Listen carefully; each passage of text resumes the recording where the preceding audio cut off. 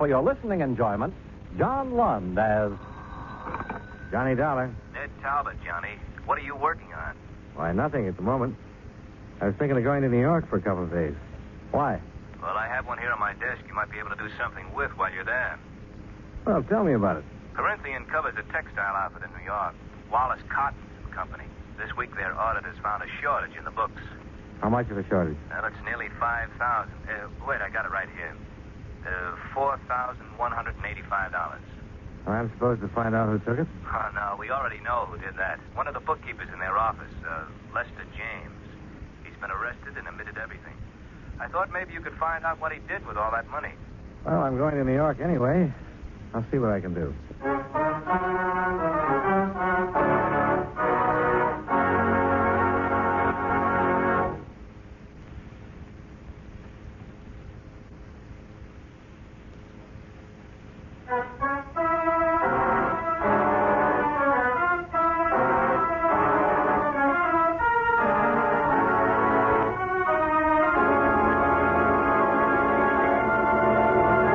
Account submitted by Special Investigator Johnny Dollar to the Continental Adjustment Bureau, 418 Elizabeth Avenue, Hartford, Connecticut.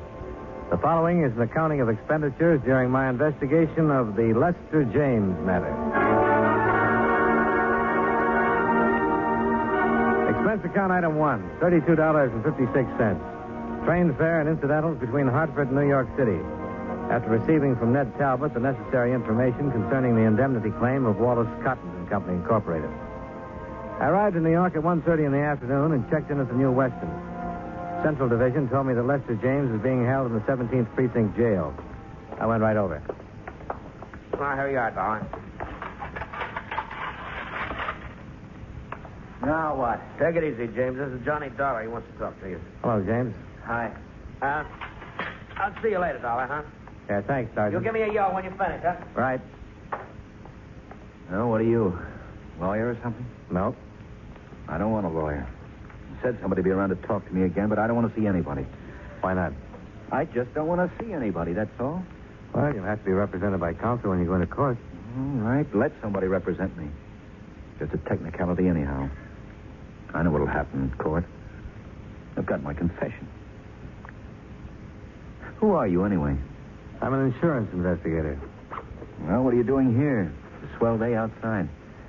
I'm trying to find out what you did with that $4,185 that you took from Wallace Cotton. Oh, that? Yeah, that. How about it, James? Isn't it enough that I'm in jail? It's enough for the police, but not for my insurance company. I don't have anything to say to you. Now, look, don't be foolish.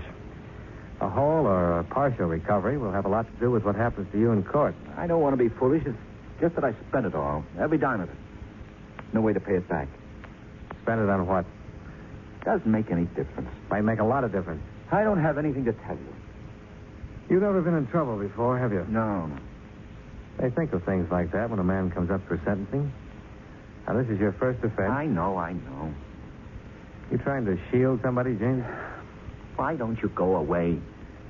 You've been trying the market? Did you gamble with it? No, just leave me alone. I won't tell you anything, Mr. Dollar. If you bought something with it or gave it to somebody, if it can be recovered in some part... No, I tell you, go away, leave me alone. I'd like to, but you're a thief, James, and you're going to get what's coming to you. I can't leave you alone. Listen. Now, you listen to me. If I don't get the information I want from you, I'll get it elsewhere. I'm going to be real honest with you. Corinthian Liability wrote a blanket policy on Wallace Cotton and Company, promising to pay them in full for every loss caused by fire or theft on their premises. Now, no insurance company takes the word of some guy sitting in a jail cell where there's cash to be recovered. It's the same as stolen property. If you gave it to someone or spent it when it wasn't yours, it's still redeemable. Now, what do you have to say? Look, Mr. Dollar, this won't do you any good. I'm no low-forehead job who got caught crawling in a drugstore window. I'm a college graduate. I've been in the business world for 10 years or better. I know what I want to tell you and what I want to keep to myself. And I don't want to talk about this, do you understand? And there's no way or no person who can make me talk about it. I took the money, I admitted that.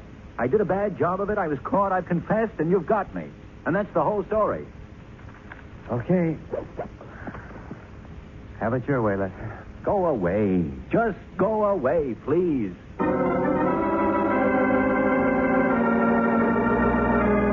Lester James was a tall, dark-complexioned man in his early 30s. His hair was black, straight, and closely cropped. His features regular.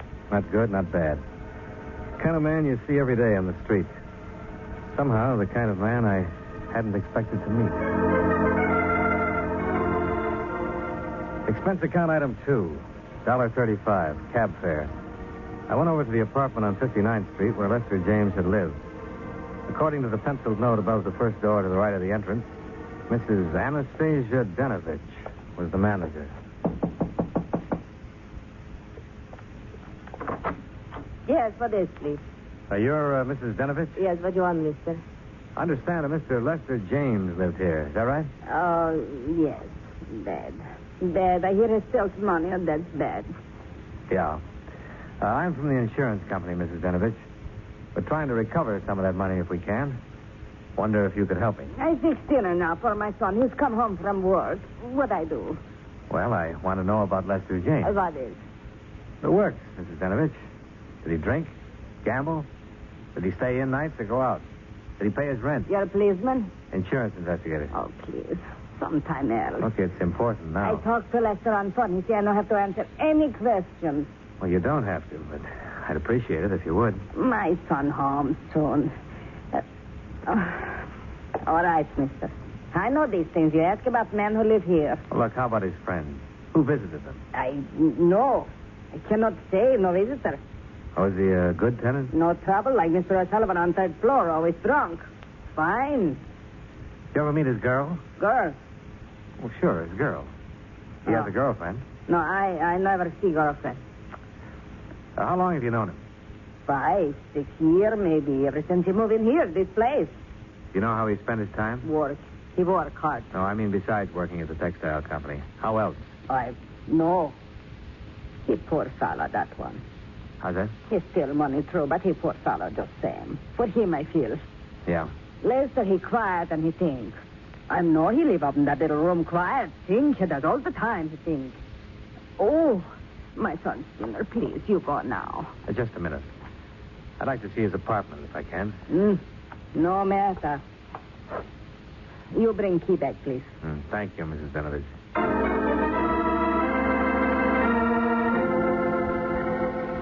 The apartment Lester James had lived in was as dismal as the neighborhood. A tiny closet kitchen, a bed that came out of the wall, and a pair of grimy windows that looked across the court into another pair of equally grimy windows. The furniture was early 30s and threadbare. Among his personal effects, I found nothing of value. The apartment yielded no more information than James had.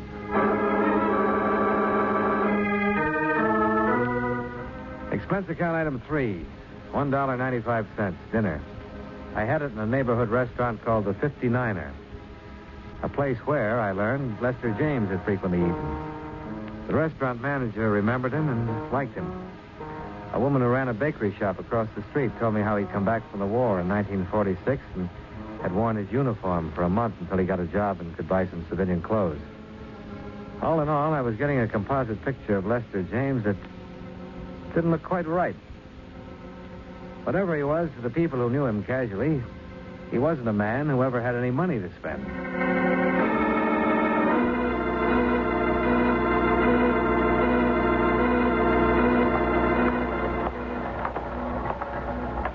Well, hiya.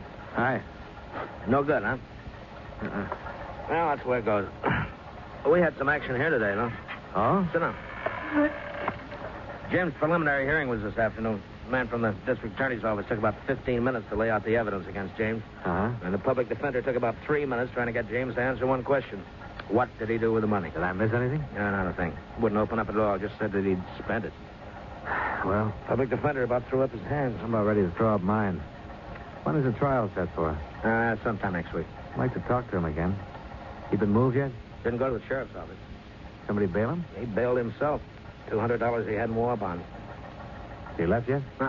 Won't get out till about 6. That's when the shift changes. You still want to see him? Yeah, I'll wait.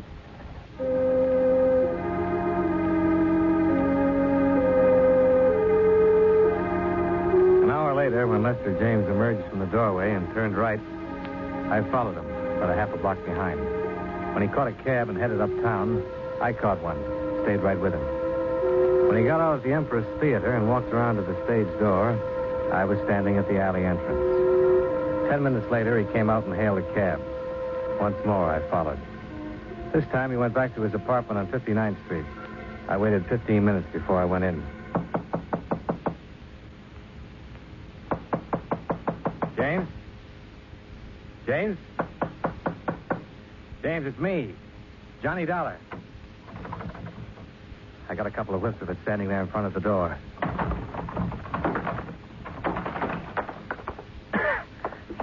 The room was acrid, stinging with gas fumes, and Lester James was stretched out on the floor of his 6-foot kitchen. When I picked him up and carried him out, I didn't know whether he was alive or dead.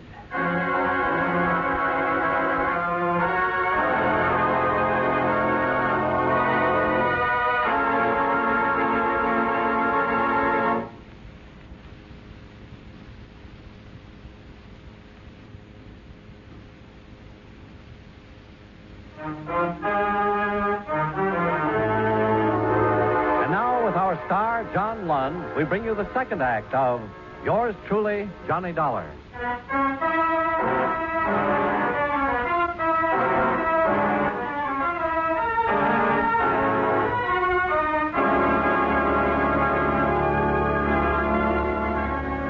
"30 seconds after I found Lester James, I called a police ambulance. In a matter of minutes, an intern was working over him with a pull motor. There was no telling how much gas he breathed in or for how long a time the jet had been open. Hand me that. Thanks. Swab. Okay. He alive? Maybe. Hard to say on these. That shot should cause some reaction. Oh. This your place? No, it's his. You know him? His name is Lester James. I met him earlier today. Can you give me that? We might be getting something here. What, this thing? Yeah. He'll be sick if... Oh. What? He's catching on. Oh, yeah. Let's have a little more. Getting some pulse. Respiration, too. What do you make it? Well, it depends. If he had a heart condition, it'll be tough. There's nothing more we can do here. Let's move him. Now, where'll he be? 48th Street emergency. Why? Well, I'd like to talk to him when he comes around. Better phone in first. Oh, sure. Well, that's the third one tonight. What is it, the weather? Not for him. You know why? He's out on bail. Goes to trial on an embezzling charge pretty soon. Oh. Well, be sure and call in. Yeah, right.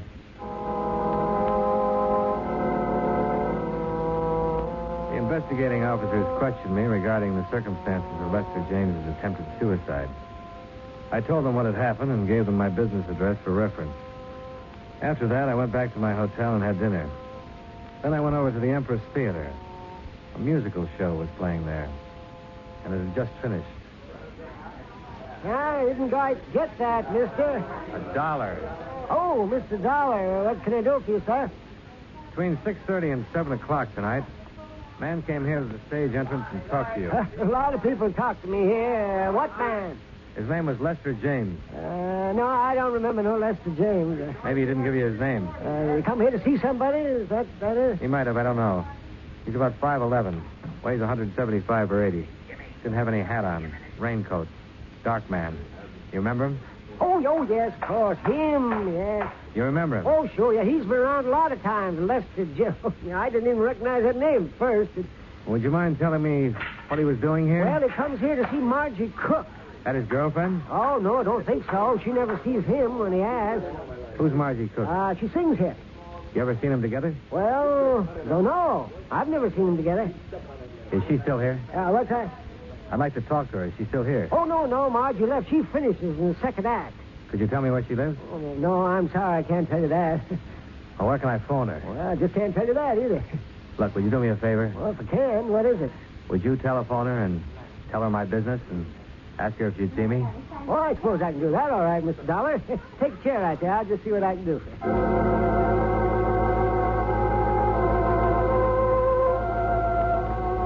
Expense account item 4, $2.65. More cab fare.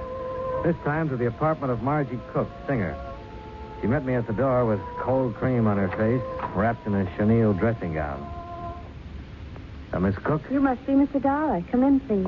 Thank you. I didn't quite understand Frank on the telephone. Frank? Oh, the doorman at the theater. Yeah. Yes. I didn't quite know what to make of. Goodness, are you really an insurance detective? Yeah, investigator. Can I fix you a drink? No, thanks. You mentioned something about a man named Lester James, Mr. Dollar? Yes. You know him? Well, no, I don't. There's sort of a reservation in the way you say that, Miss Cook.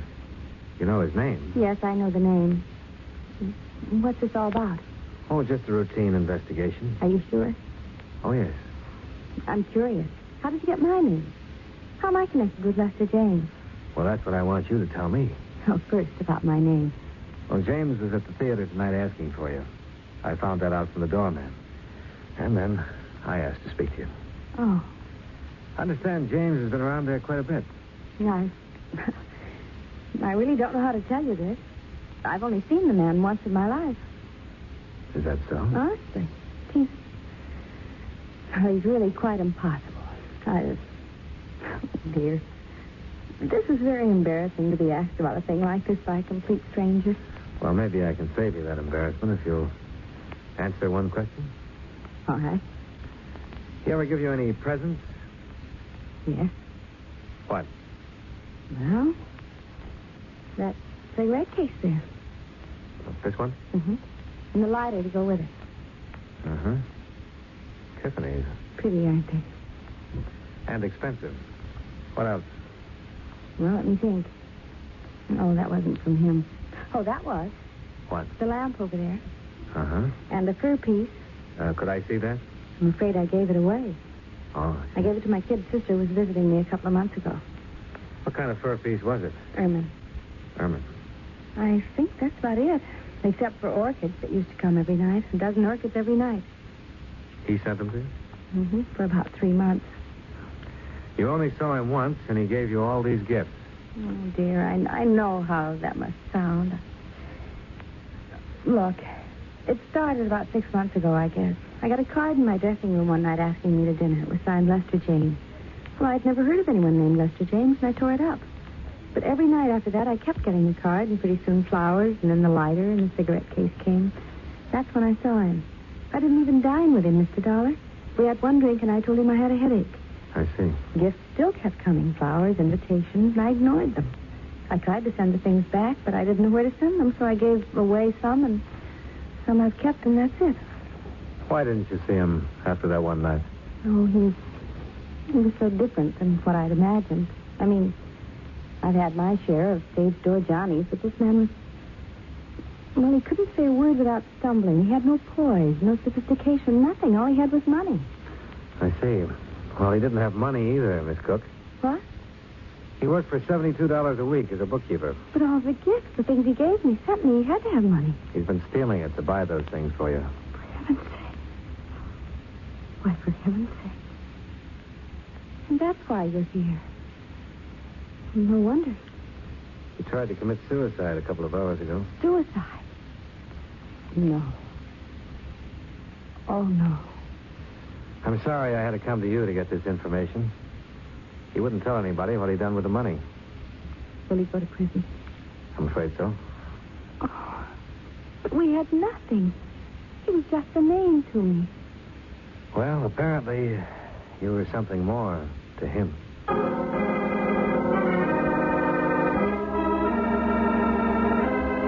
I spent the next 2 days tracking down the places from which the gifts had been purchased and ascertaining their retail values. Total, $2,780. I also learned from Margie Cook that Lester James had made appointments to meet her at various times at different expensive restaurants around town. She had never once kept any of these appointments. A check with the Waldorf, 21, the Stork, and several other places revealed that James had always made elaborate arrangements to entertain her. His restaurant bills, which were paid, came to $835. The florist bill, $680. Total, $4,295.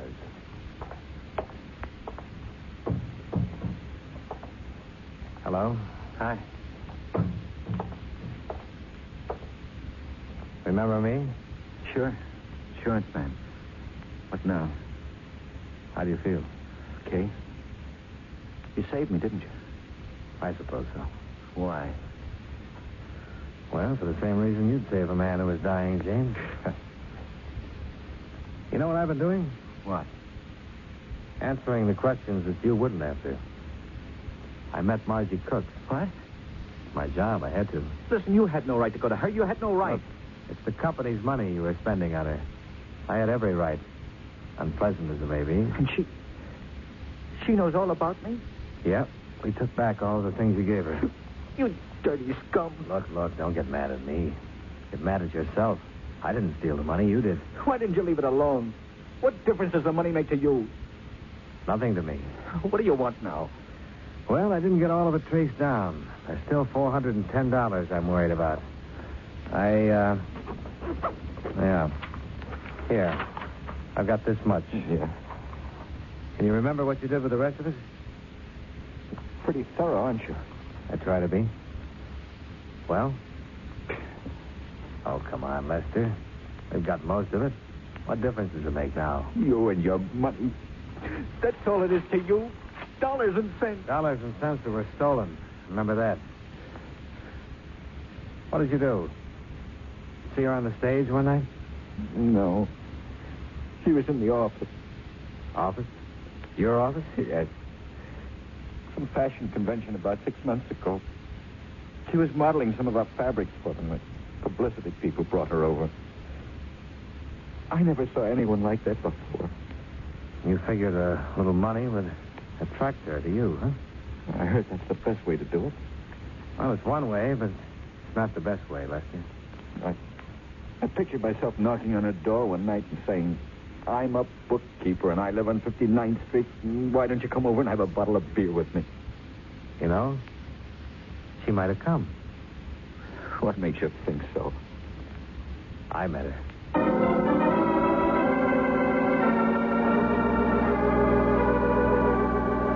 Up until the time I talked with Lester James in the emergency hospital, I had my doubts about love at first sight. But after I talked to him, I was convinced that it could and did happen. To him. I was sorry that he didn't know quite how to handle it. I was also wondering if I'd been in his shoes, would I have done the same thing? Johnny Dollar. Oh, I was afraid you might have left town. Well, I'm just packing up. Who's this? Margie Cook, remember me? Oh, yeah, sure. I haven't been able to sleep thinking about that man. Lester James? Yes. What'll happen to him? He'll go to prison. Even with all the money returned? Only half of that stuff's redeemable. Take at least, $2,500 more. And then what? Well, then it would be up to the court. I want to pay it. What? I want to make it up, the whole thing. Look, Miss Cook, I know your motives are the best, but you're not responsible in any way for this man's actions. He just went... $50. He's the first man I've ever known who actually went out on a limb for the girl he loves. I'm the girl and he's the man. Are you serious? Poor dumbbell. He doesn't belong in any prison. He ought to get married to some nice girl. I want to help him. Are you still there? Yeah. What's the matter? Oh, nothing. Nothing at all.